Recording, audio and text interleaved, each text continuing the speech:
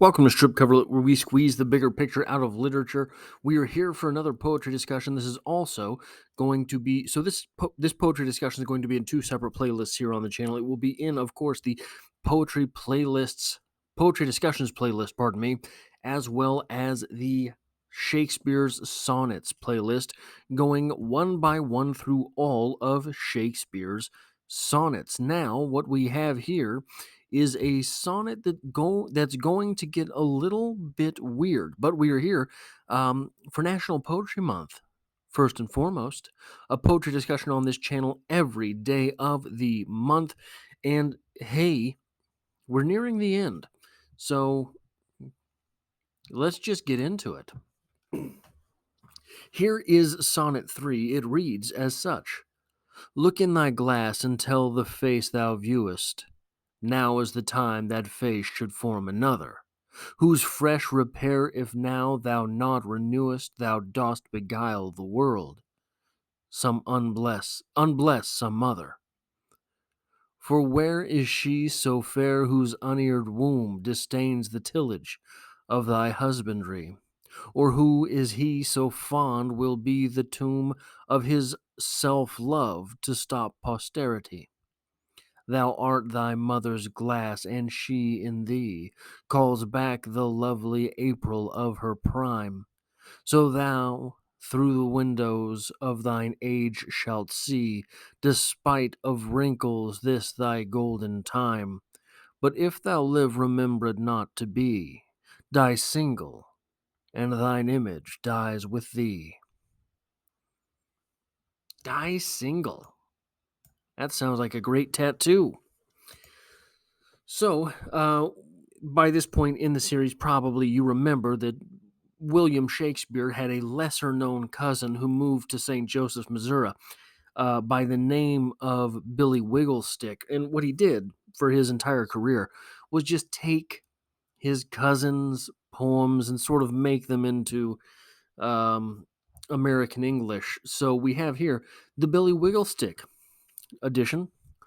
Look at your fool self in the mirror and tell yourself, I'm going to make babies because you're looking ratchet.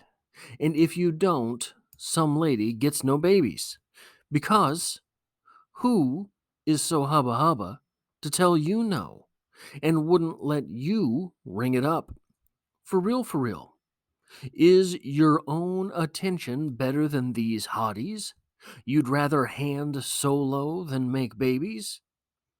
Your mama sees herself in you and remembers herself getting good.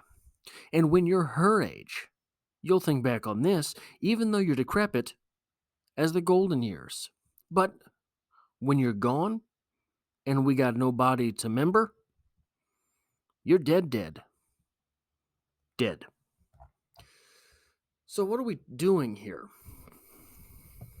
The glass is a mirror. So we're telling this person, so look, our speaker is telling the subject, look in the mirror. Just take a good hard look at yourself. You are gorgeous, man. Drop dead gorgeous. And any of these ladies that you see out here, any of these ladies, they're not going to tell you no. Just go take a chance. Go get one and take a chance. Because your mom, time's ticking down on her too. She wants some grandbabies. She sees herself in you. Don't you know? And if you don't give her any grandbabies, the next generation will have nothing by which to remember you. This is before social media. This is before your Facebook was around after you were not. When your weird aunt passes and you can still look at her Facebook photos of Vegas or something. Not those days, right? So there's a lot going on here. We have constant appeals to glass, to the mirror, the glass, the mother's glass. Now, at this point, we're simply giving up on the sort of decorum of not being vain. We're just feeding right into it. Be vain. Be vain. You are favored by the gods. Be vain. Um, so I think what this is, all of this appeal to vanity by now, is an attempt to really coerce the self love to stop, right? Because if you are trying to work someone up into not being so self centered and becoming more of a family man, you don't tell them it's evil or stupid or dumb to be so self centered. You say, hey, no, I get it, man. I get it. I get why you're so vain. I get it. I understand why you're so self centered. But the real culmination of how great you is, the greatness that is you, is those babies, man. That's what you got to do. That's the next step. That is the next step. Those babies are what is important. Now, it's becoming a little bit more clear to me as well. So this is going to be, I believe, the third time I've made my way through the sonnets. Um, so forgive me for not being a world expert on these things. But another thing that's striking me now. So we've had the appeals to society, right? If you don't have a baby, there will be no one to take your place doing what you do in the next generation, and it won't get done. So society is one step closer to collapse. But I want to talk about this a little bit today. But if thou live remembered not to be, die single, and thine image dies with thee. So, in my mid 20s, I was going through something of a spiritual revolution, as probably is the case for many people in their mid 20s. Mid 20s to late 20s. Not the first half, the second half of that decade of my life. And I found a video on YouTube about a guy who was losing his faith. And one of the things that he talked about a lot was conversations that he had had when thinking about converting to Judaism. He had found some, I wish I could remember the video and link it for you guys. I'm sure it's still up. He had found some rabbi with whom he was conversing. I think the rabbi may have been a religions professor at his college. And he was talking back and forth, and it became apparent that maybe not a rabbi, but certainly this man was Jewish, and he had sort of stumbled across the fact in conversation that this man, in addition to being Jewish, was an atheist, and he didn't understand. And the reason he was conversing with this man was sort of to rebel against the pull of atheism for him. He had grown up Christian and found that pull of atheism to be terrifying.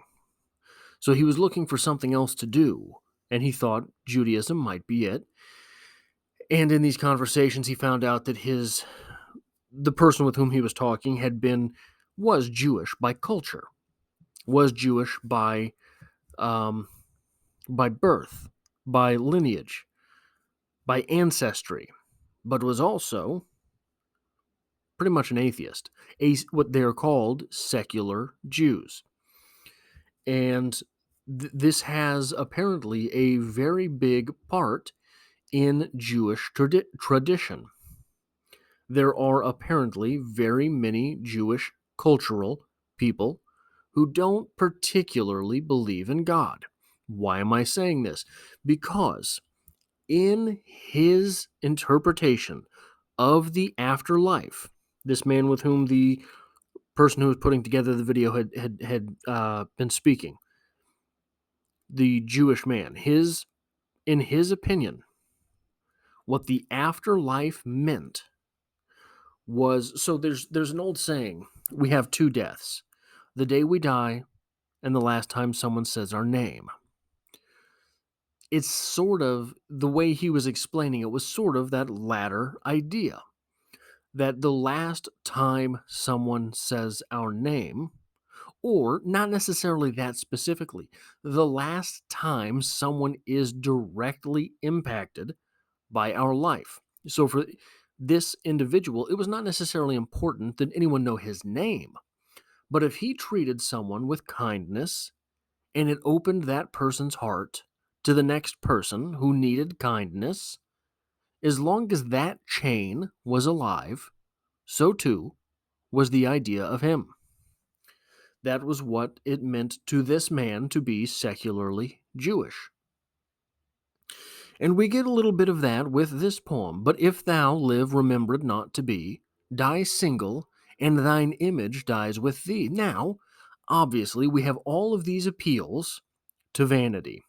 We have all of these ideas that of looking in the mirror, of being so pretty. But we also have that turn about halfway through. Thou art thy mother's glass, and she in thee calls back to the lovely April of her prime. In that turn, what happens is the glass from the opening line, look in thy glass and tell the face thou viewest. That glass becomes more than just an idea of beauty. So, the image becoming an idea of more than simply beauty, but an idea of lineage, an idea of connection, an idea of the next thing to be. Look in thy glass and tell the face thou viewest. Skip down to, thou art thy mother's glass, and she in thee. Skip down to, die single, and thine image dies with thee. You're not only killing you, man, you're bringing your mama down with you. You don't want to kill your mama, do you? You don't want to end the idea of your mother, do you? That would be pretty terrible. That is, I think, what is ultimately to be found at stake in this of the procreation sonnets. That, I think, is the ultimate message. The idea of the vanity being excusable. Because, oh, it's true, but also because if I let you understand that the vanity is excusable, you're more likely to listen to the next argument that comes out of my mouth. And that next argument that comes out of my mouth is that this looking glass that you're with which you are so preoccupied, and rightfully so, you is so pretty. That glass represents your own mother. Your image represents your own mother. And in that, if you don't procreate, if you don't have babies, it's not just your mom gets no grandbabies. You basically murder your own mother in her afterlife. That's heavy. That's real stuff. That's difficult to stand. That's difficult to parse. How do you do that? You want to kill your mom? Surely there are those out there that do say yes, but I think overall, many of us have at least one parent we like. Imagine that parent. Do you want to kill that parent? This becomes an appeal not to vanity, not even to duty, but to family. You love your mom, don't you? Sure would be a shame. Sure would be a shame. That is all I have for this. The third sonnet, and the 19th day of National Poetry Month. There will be poems the rest of the month. There will be poems every Monday after that. And we are going to have lots of videos here. Look, Literature is the only thing I talk about on this channel. So if you find yourself here by chance but not design, and you do enjoy poetry and or short stories and or novels, consider hitting the subscribe button to stick around for more. And hey, I hope to have you back for the next one.